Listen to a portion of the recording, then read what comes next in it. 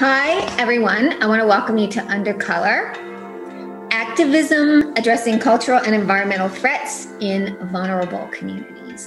And today I'm really excited because I have my friend and someone who I really admire for his intellectual power is Douglas Williams.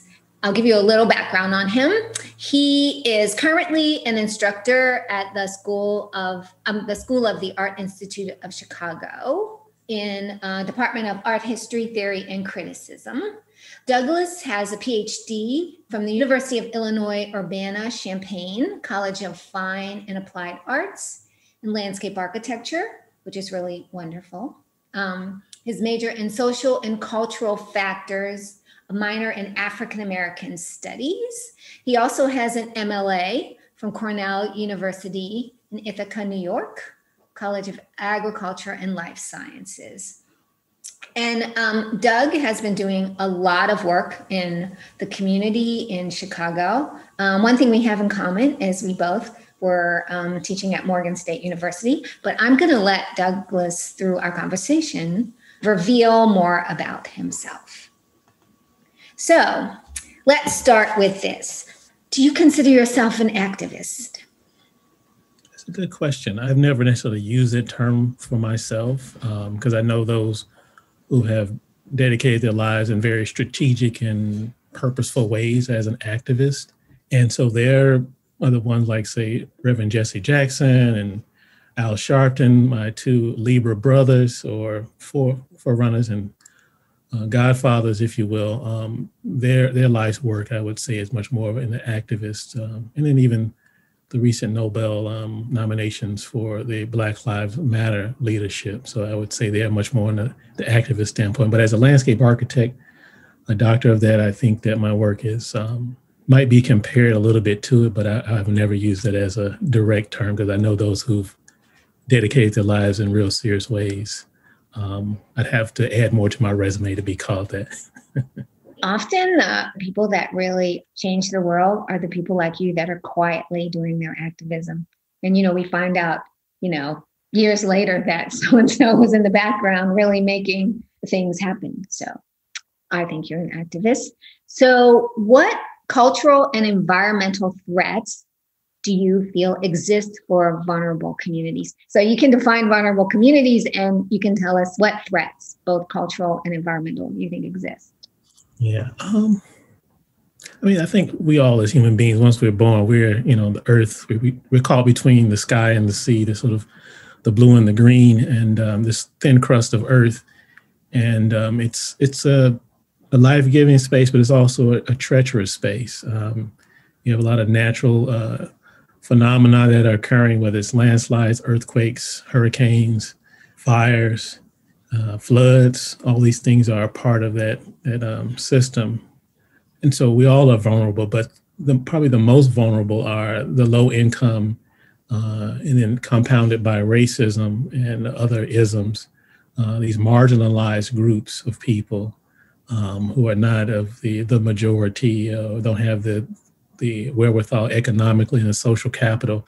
They're vulnerable. And so with that, they may not have the resources. The resources aren't coming to those communities as often. They don't have the political clout, particularly at times, and they aren't in the rooms when decisions are being made. And then they're marginalized, they're pushed off of spaces. We talk about gentrification and then a number of other things. I know your work on the transportation desert, so they're cut off in certain ways to access resources. And they're relying on their social networks and their inventiveness. And at times it's just not enough, particularly with COVID-19 and this pandemic. You see that the disparities are further made much more monumental and made visible. And so I appreciate you, Diane, inviting me to talk about these issues. Good. I think you're the person to talk to them about.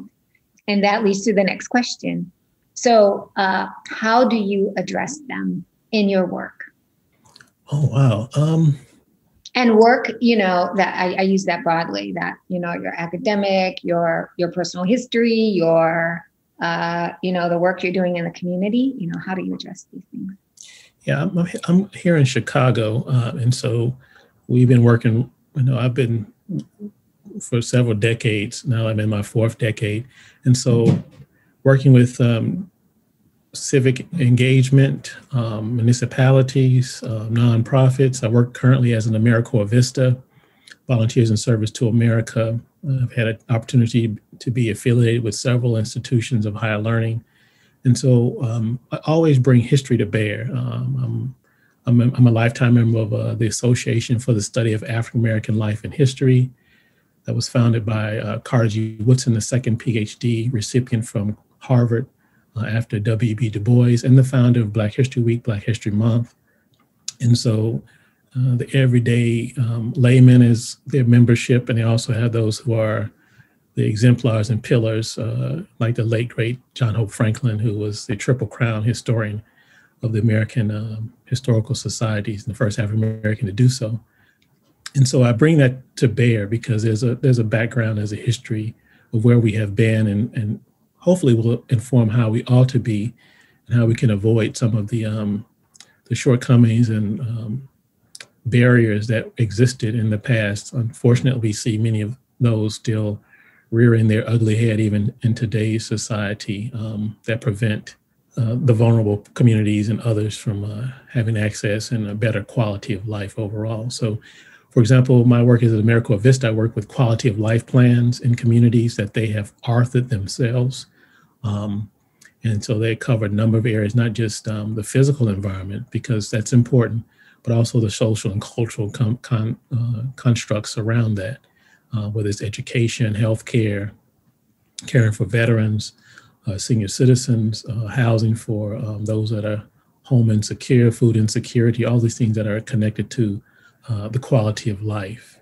And so I help to make connections with partnerships, connections with, say, the National Organization of Minority Architects with their design build programs to help remodel and redevelop spaces that are youth focused so that we have something that is suitable for the next generation of designers with our project pipeline, and encouraging those, not only architects, but those to become landscape architects, because you can do 2 degrees, you can have a minor, you can do a major, you can do all these other cool things over the course of one's life. So I integrate into my education, my service work, as well as teaching and research too. For example, my research on the Chicago's Large Lot Program is one that looks at some of the local community activists and their work to champion with the City of Chicago Department of Planning and Development to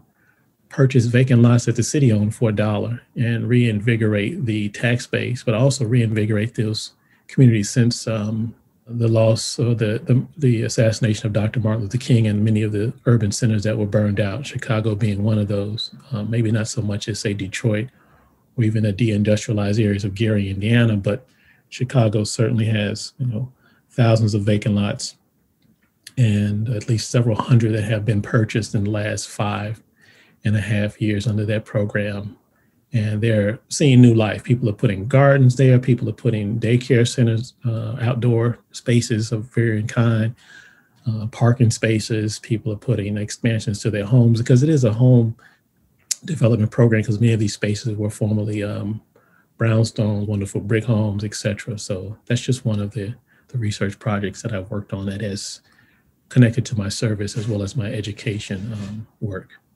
Wonderful. So what do you see as the future? I mean, given all the things you just talked about and given the current state of our country, politically, social, culturally, environmentally, what do you see as the future for these communities, say, like in the next 5 to 10 years? That's a good question. 5 to 10 years. Well, it's going to be a struggle. I think many of the young folks I see out there, and even older ones who are not just physically protesting, those who are doing it quietly too, to bring about a much more inclusive society, sort of the things that may have been hidden or people have just sort of had become complacent with, they now are starting to see those resurface. So this is a great opportunity for people to engage in a number of ways to bring about a much more just society And if they take and read, as they say, the tea leaves, they'll say, oh, well, my neighbor I should be looking after them because, when am I going to be in a particular situation when I need them to help me on the side of the road? I tell my students when I'm in class, I say, I want you all to be successful. And they think like, yeah, right. In such a competitive society is what you're often told. I say, no, I want you to be sure when you build that bridge I have to cross, it's done properly because I don't want it to fall. I don't know who you are, but I want you to do well. I don't know if I have to be in the hospital and I'm under anesthesia. I want you to be sure you get it right because I don't know who is in that surgery room or taking care of me. I want you to be informed. And that doesn't mean whatever background you have or whatever identity you have, that's irrelevant to me. I want to be sure you're informed and educated and doing the right and just thing. So I think for landscape architects, it's seen in that same way. I think that's so profound because I think that often, and it sometimes takes over as you get older, like myself, you can connect the dots. But I think as human beings, we forget that we are interconnected. Like that idea of if I do well, something that I'm going to do is going to impact someone else, right? If I'm, a pilot and I don't know how to fly very well, or I am irresponsible, or, if I'm a landscape architect, right? And I don't really understand water systems. And so I cause people's houses to flood, or if I, but just the fact that as human beings, we're so interconnected. I mean, you could see that in, not to bring this thing up, but what happened, in the Capitol last week, the aftermath, that all these interconnections, that these things spread. So Douglas, could you tell us how Toni Morrison fits within? I'll have to tell you something. I didn't have my two grandmothers, my mother's mother, and my father's mother. They were deceased before I came on this earth. So I think I had an interest in finding someone as a surrogate or a replacement. So without permission, as I said on an interview that's on NPR, that I adopted both Dr. Maya Angelou and Toni Morrison as my grandmothers. And I had a church grandmother too, and some others who were great figures too, no doubt. But these are the ones who give infinite wisdom in their biographical work, but definitely in their fiction and nonfiction work. But Toni Morrison is a Cornell alum. I had a chance to be in her presence. I was hoping to interview her, but unfortunately she has left us with a body of work, but her presence is not here to address specifically landscape architecture. And then the first Black landscape architect, David Augustus Williston, is also a Cornell alum. And so I was trying to muse on Morrison's work, but it took some time to begin to understand her work. And I think it was K.N. Grandison who made me take a second look because of his writing on campus designs. And he brought to my attention Toni Morrison, one of her novels, and he came up with a Black landscape typology.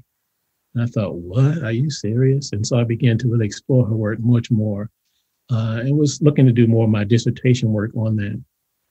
But that was a little bit outside of the canon of some of the expertise, I believe, of my committee members, and they may have been looking at a longer range plan, which is great. But I think the aspect of community gardens is what I focused on, which would have fit very well with Toni Morrison's canon to look at the everyday average folks and see the extraordinary in their lives. But her reading of landscape is so intricate, and I'll just share one of those gems. There's a scene in Beloved, her seminal novel on the institution of chattel enslavement of the enslaved Africans in this country. Paul D, one of the lead protagonists, he's finally getting, I think, out of prison. I don't know if he's escaped or what have you, but he's trying to make his way north.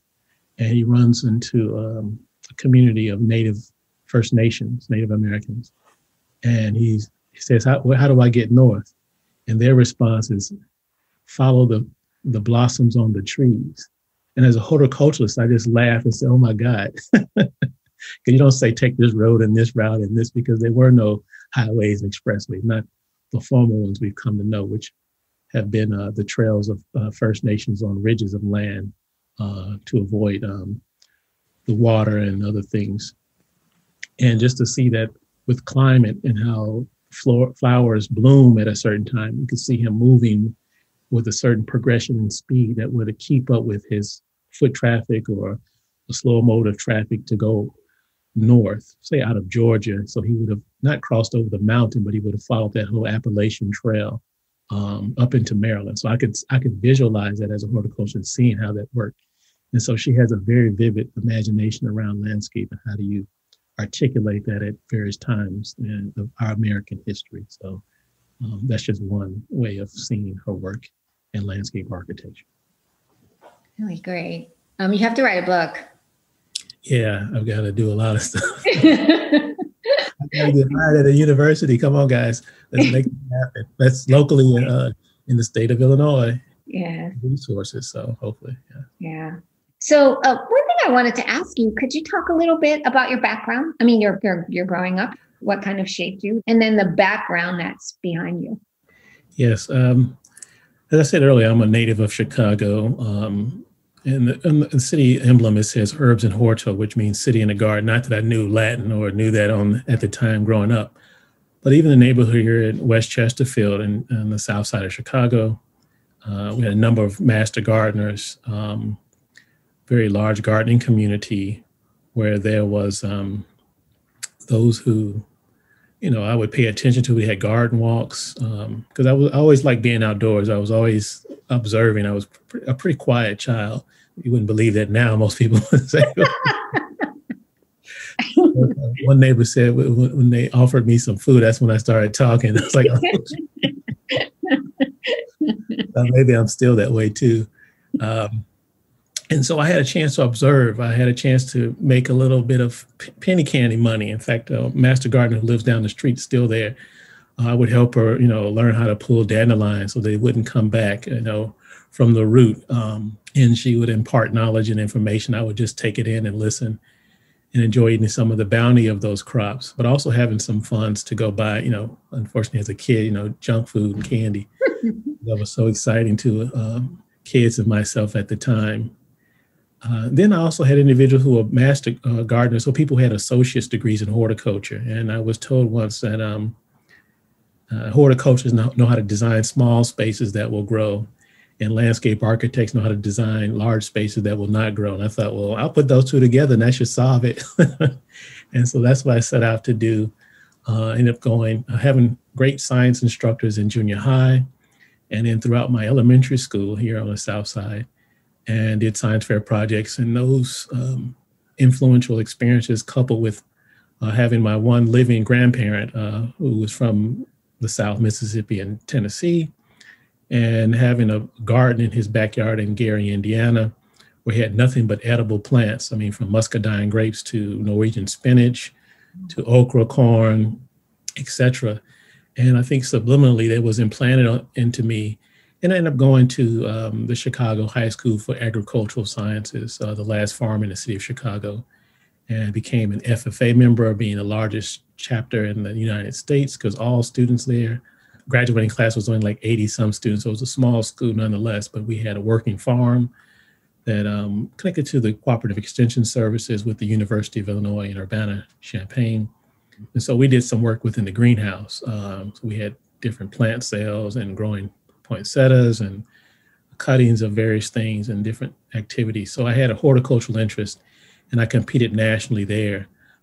I heard about this documentary later on that had been done by Austin Allen about claiming open space. And I knew nothing of it until I was teaching well over a decade later or so. And I had a connection to that because I was one of the few individuals who actually competed in the AmeriFlora competition for students. We were the only Black team that competed there. I think it was in 1992. In fact, I have a cup with a bird of paradise on it. So from there, I knew I was going to do landscape architecture too. And I ended up having a great experience at U of I. I was the only African-American male in horticulture as an undergraduate student all 4 years. And so I was kind of a novelty, but also, having to face some of the microaggressions and things, but some very supportive mentorship of several faculty members. And then being a part of the horticultural club there, where we designed spaces that even got me one of my earlier design projects.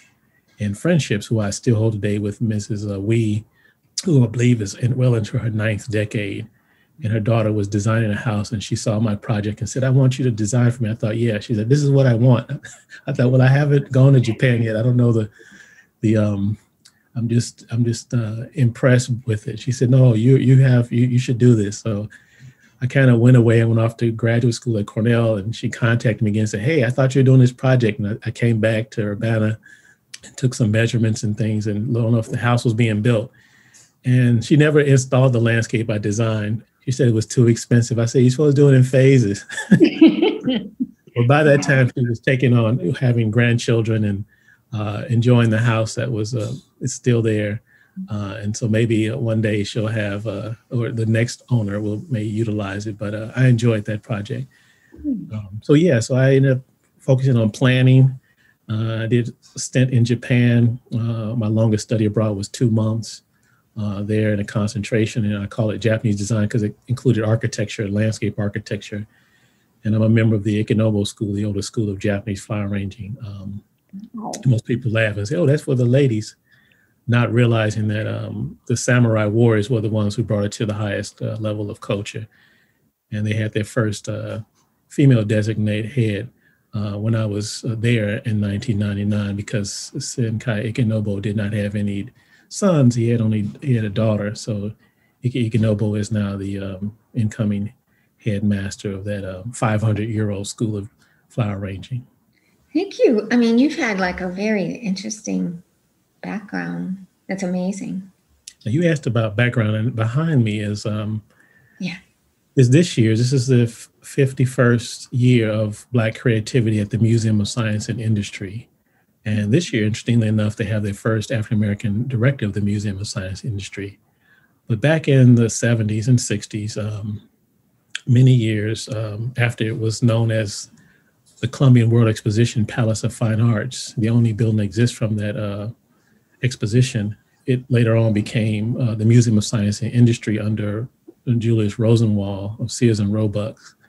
And my father knew of the art history and trying to find a venue for African-American artists because there was none at that time during the Civil Rights Movement. And so he approached the board, and at the time, John Hope Franklin was the only African-American board member. And he overheard some of the other board members, at least my father, that they said that it was some Black thing, it wouldn't last. But John Hope Franklin, I'm sure working studiously while he was teaching at University of Chicago, he probably leaned over his shoulder and said, "No, there's Rosenwald funds for that, do it." And here we are 51 years later, and it's one of the longest running art exhibits of juried art of African-American works in the US at a mainstream location. And your father was like the start of that.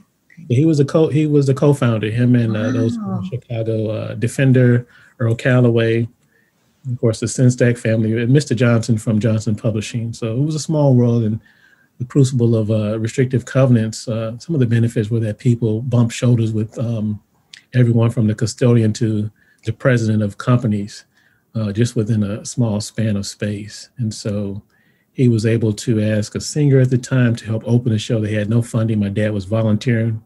He worked his 9 to 5 and then would come and for well over a decade was the help present the entire fine arts portion of the show, fine arts, the sculptures, the paintings, etc. And he was able to get Mahalia Jackson to open the show with one song for free. Amazing. Amazing. So no wonder, I mean, you were destined to be a landscape architect, right? Because you have this kind of, really, this historic, cultural, this pedigree, this, the only profession, I think, for somebody like you. Wow. Yeah, it's kind of worked out the way. I didn't know about landscape architecture until I heard, someone on the block mention. I didn't even know people in horticulture got paid to do some of the things I was doing as a kid. I'm like, really? Actually, there's a job, there's a field of like. Yes. Yeah, that's pretty common. Same thing for me. I was finishing undergrad and I found out about it and I just was floored. I was like, you mean people design the parks? I just kind of thought the trees, I don't know what I thought. I knew about architecture, everyone does. But you just I didn't think there was a profession that, I just wasn't, like you go through the environment all the time and I just wasn't aware. So Douglas, thank you so much. This was like amazing. And you're amazing, and I want to do everything I can to introduce you to the world there. But anyway, thank you so much. Thank you, Diane. This has been a true pleasure as always. Thank you.